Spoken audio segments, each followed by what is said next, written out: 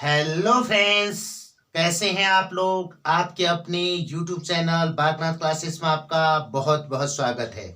दोस्तों, आज हम महत्वपूर्ण टॉपिक अंतर्राष्ट्रीय सीमा रेखाएं के बारे में अध्ययन करेंगे। दोस्तों, सबसे पहले हम ये जानेंगे कि जो इंटरनेशनल बाउंड्री लाइन है दोस्तों, ये किसे कहते हैं।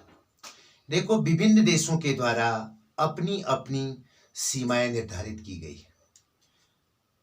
स्वतंत्रता के समय यानी 15 अगस्त 1947 के समय जब भारत आजाद हुआ दोस्तों, तो उस समय हिंदुस्तान का विभाजन किया गया।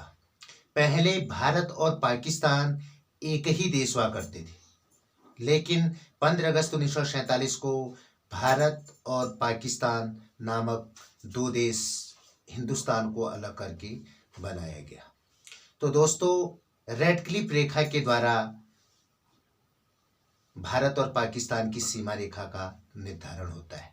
रेडक्लिफ एक अंग्रेज ब्रिटिश व्यक्ति थे, उनके द्वारा इस बाउंड्री लाइन का निर्धारण किया गया। ठीक है, तो ऐसे ही जो है विश्व के विभिन्न देशों के बीच भी सीमा रेखाओं का निर्धारण किया गया। तो आज हम विभिन्न महत्वपूर्ण देशों के बीच सीमा रेखाओं के बारे में अध्ययन करेंगे। तो दोस्तों, आइए वीडियो शुरू करते हैं। सबसे पहले हम बात करते हैं दोस्तों हिंडनबर्ग रेखा। बात समझ रहे हैं, क्या कहा? हिंडनबर्ग रेखा बहुत ही महत्वपूर्ण है दोस्तों। देखो, प्रथम विश्व युद्ध के समय जर्मनी और पोलैंड के बीच जो सीमा रेखा था दोस्तों, जो सीमा रेखा थी वो जो है हिंडनबर्ग रेखा के नाम से जानी जाती थी। बात समझ रहे हैं? प्रथम विश्व युद्ध 1914 में शुरू हुआ, 1918 तक चला। ठीक है, तो प्रथम विश्व युद्ध के समय जर्मनी और पोलैंड के बीच में, किसके बीच में? जर्मनी और पोलैंड के बीच में हिंडनबर्ग रेखा का निर्धारण किया गया। ठीक है, तो हम आराम से बता सकते हैं दोस्तों, हिंडनबर्ग जो रेखा है किन दो देशों के बीच की सीमा रेखा है? Germany plus Poland.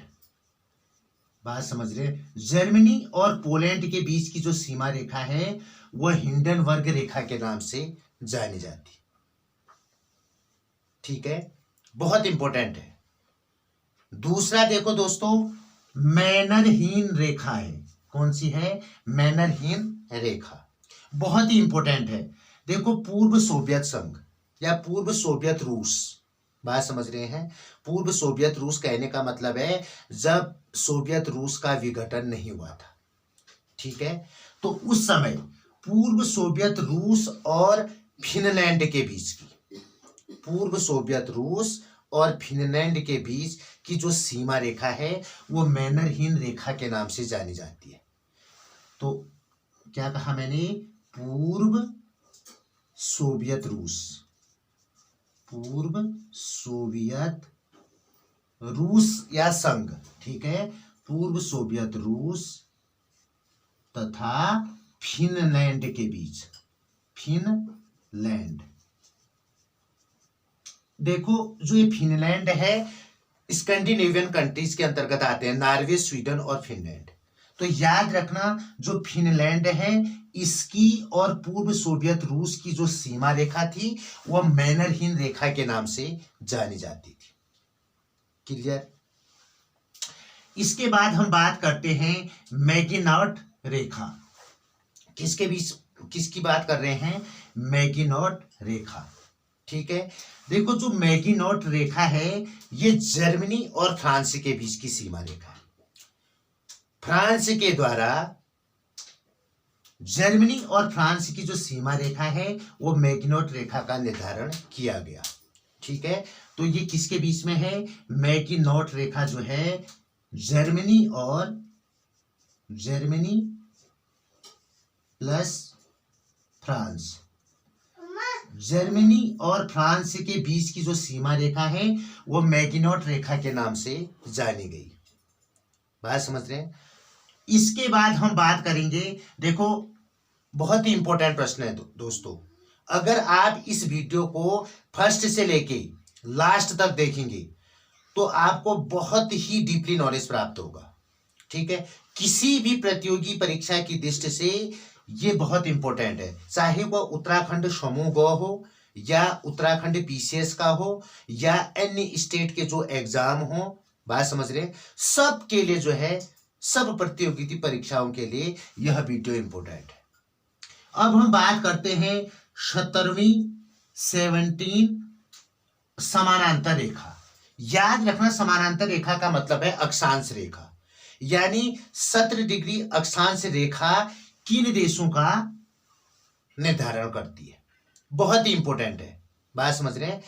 17वीं समानांतर रेखा कहो या 17वीं अक्षांश रेखा, 17 डिग्री अक्षांश रेखा किन देशों के बीच की सीमा रेखा का निर्धारण करते हैं। दोस्तों, आपने वियतनाम का नाम सुना होगा।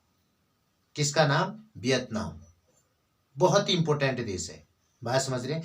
तो इस वियतनाम, उत्तरी वियतनाम और दक्षिणी वियतनाम के बीच की जो सीमा रेखा है उसको 17वीं समानांतर रेखा के नाम से जाना जाता है। क्या कहा मैंने? 17वीं जो समानांतर रेखा कहो या 17 डिग्री अक्षांश रेखा हो, हम इसको ऐसा भी कह सकते हैं 17 डिग्री अक्षांश, 17 डिग्री अक्षांश रेखा। 17 डिग्री जो अक्षांश रेखा है दोस्तों, वह किन देशों के बीच में है? उत्तरी और दक्षिणी वियतनाम रेखा, वियतनाम देश के बीच में, बात समझ रहे हैं। यानी उत्तरी वियतनाम, उत्तरी वियतनाम, उत्तरी वियतनाम प्लस दक्षिणी वियतनाम, वियतनाम, इन दो देशों के बीच में 17 डिग्री अक्षांश रेखा है। किसके बीच में? उत्तरी वियतनाम और दक्षिणी वियतनाम के बीच में। बहुत ही इंपॉर्टेंट है। अब हम बात करते हैं 24वीं समानांतर रेखा। देखो, इसको भी हम क्या कह सकते हैं? 24 डिग्री अक्षांश रेखा। 24 डिग्री अक्षांश रेखा कहो या 24वीं समानांतर रेखा कहो, बात एक ही है। आपका प्रश्न बन सकता है 24 डिग्री अक्षांश रेखा किन दो देशों के बीच की सीमा रेखा मानी गई या मानी जाती है, या कौन से दो देश 24 डिग्री अक्षांश रेखा के द्वारा अलग होते हैं। दोस्तों, मैं आपको बता देता हूं, कच्छ का रण आपने नाम सुना होगा। गुजरात जो भारत का सबसे पश्चिमी बिंदु है, बात समझ रहे हैं, गुजरात में गौर माता। तो जो कच्छ का रण है, 24 डिग्री अक्षांश रेखा जो है भारत और पाकिस्तान के बीच की सीमा निर्धारण करती है। यह बात पाकिस्तान मानता है। पाकिस्तान यानी जो पाकिस्तान देश है दोस्तों, उसका मानना है 24 डिग्री अक्षांश रेखा भारत और पाकिस्तान के बीच की सीमा रेखा है, लेकिन भारत इसे अस्वीकार करता है। ठीक है, भारत 24 डिग्री अक्षांश रेखा को नहीं मानता है। ठीक है, तो बहरहाल बड़ा विवादित विषय है। तो 24 डिग्री अक्षांश रेखा की अगर हम बात करेंगे तो हम क्या कह सकते हैं? भारत और पाकिस्तान के बीच में, भारत प्लस पाकिस्तान, भारत प्लस पाकिस्तान।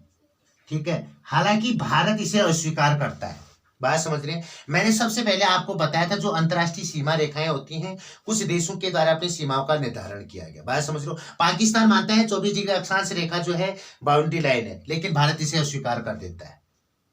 जिस प्रकार मैंने अभी आपसे क्या कहा, मैग्नोट रेखा है, जर्मनी और फ्रांस के बीच की सीमा रेखा है। फ्रांस ने जो है इस रेखा को अपनी सीमा रेखा माना, बात समझ रहे हैं। अब हम बात करते हैं 38वीं समानांतर रेखा कहो या 38 डिग्री अक्षांश रेखा को, बात समझ रहे हैं। 38 डिग्री अक्षांश रेखा कहो तो 38 डिग्री जो अक्षांश रेखा है दोस्तों, ये उत्तरी कोरिया और दक्षिण कोरिया को अलग करती है। किसको करती है? North Korean and south Korea, बात समझ रहे हैं। तो याद रखना, उत्तरी कोरिया, उत्तरी कोरिया धन दक्षिण कोरिया, दक्षिण कोरिया, यानी उत्तरी कोरिया और दक्षिण कोरिया को अलग कौन सी अक्षांश रेखा करती है दोस्तों? तो आप कह सकते हैं 38 डिग्री समानांतर रेखा जो है उत्तरी कोरिया और दक्षिण कोरिया को अलग करती है। इसके बाद हम बात करते हैं 49वीं समानांतर रेखा, यानी जो 49 डिग्री अक्षांश रेखा है दोस्तों, यह किसको अलग करती है? बहुत ही इंपॉर्टेंट प्रश्न है। उत्तरी अमेरिका के दो बहुत ही फेमस देश है, उत्तरी अमेरिका महाद्वीप के दो फेमस देश है, कनाडा और यूएसए की जो सीमा है वह जो है 49 डिग्री समानांतर रेखा निर्धारित करती है। तो मैंने क्या कहा? कनाडा प्लस यूएसए का मतलब क्या है? यूनाइटेड स्टेट ऑफ अमेरिका, यानी संयुक्त राज्य अमेरिका और कनाडा की जो सीमा रेखा का निर्धारण है वह कौन करता है? 49 डिग्री समानांतर रेखा करता है। ठीक है, अब हम बात करते हैं दोस्तों 141 डिग्री पश्चिमी देशांतर रेखा कह रहा है। देखो अभी तक ये तो अक्षांश रेखा थी, अब ये देशांतर रेखा आ गई। बात समझ रहे हैं? अक्षांश रेखा बड़ी रेखा होती है, देशांतर रेखा खड़ी रेखा होती है, मैंने आपको बता रखा है। तो दोस्तों इससे पहले की वीडियो को आप लोग अवश्य देखें, वहां से आपको बहुत ज्यादा सहायता मिलेगी। ठीक है, बहुत अधिक आपको जानकारी प्राप्त होगी।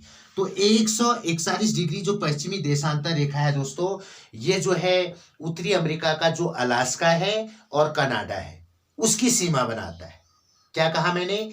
उत्तरी अमेरिका महाद्वीप में जो यूएसए देश है, संयुक्त राज्य अमेरिका जो देश है दोस्तों, उसका अलास्का और कनाडा की सीमा। ठीक है, तो मैं यहां पर लिख सकता हूं अलास्का धन कनाडा। अलास्का और कनाडा की जो सीमा बनाती है वह 141 डिग्री पश्चिम देशांतर रेखा बनाती है। ये अलास्का जो है यूएसए का है। ठीक है, किसका क्षेत्र है? यूएसए का है। बात समझ रहे हैं? तो याद रखना इसको, 141 डिग्री पश्चिमी देशांतर रेखा के द्वारा अलास्का और कनाडा अलग होता है। अब हम बात करते हैं दोस्तों, बहुत इंपॉर्टेंट है, चाहे स्कूल एजुकेशन की बात करो, ग्रेजुएशन लेवल की बात करो, पोस्ट ग्रेजुएशन लेवल की बात करो, या किसी भी कंपटीशन एग्जाम की बात करो, सब जगह ये प्रश्न अवश्य आते हैं। अब हम बात करते हैं ड्यूरेंट रेखा के बारे में।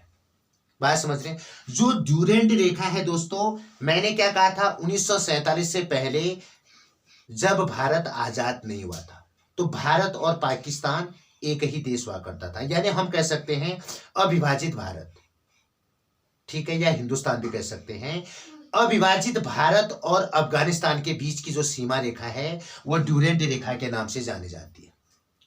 अविभाजित भारत और अफगानिस्तान के बीच की जो सीमा रेखा है। अगर हम वर्तमान की बात करते हैं तो पाकिस्तान और अफगानिस्तान के बीच की जो सीमा रेखा है, पाकिस्तान क्यों कह रहा हूं दोस्तों मैं? क्योंकि जो पाक अधिकृत कश्मीर है, पाकिस्तान के द्वारा जो कश्मीर पर कब्जा किया गया है वह जो है अफगानिस्तान के साथ सीमा बनाती है।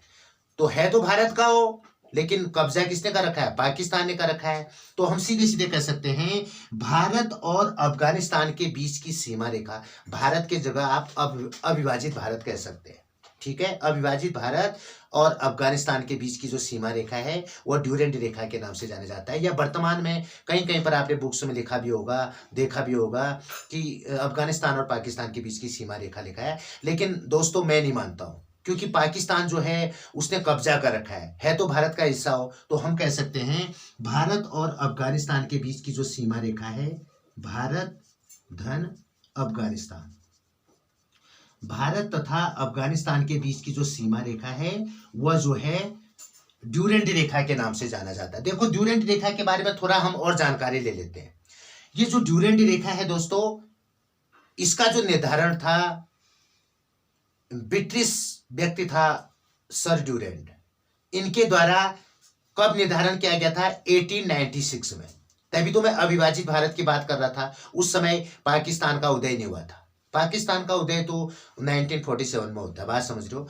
तो उस समय जो है कब? 1896 यानी 1896 ईस्वी में जो है दोस्तों सर ड्यूरेंट के द्वारा यह सीमा रेखा निर्धारित की गई। ठीक है, जो सर ड्यूरेंट थे ये ब्रिटिश व्यक्ति थे। क्लियर आ गया? अब हम बात करते हैं मैक मोहन रेखा। ठीक है, जो मैक मोहन रेखा है दोस्तों, ये भारत और चीन के बीच की सीमा रेखा है। किसके बीच में? India plus China. ठीक है। भारत और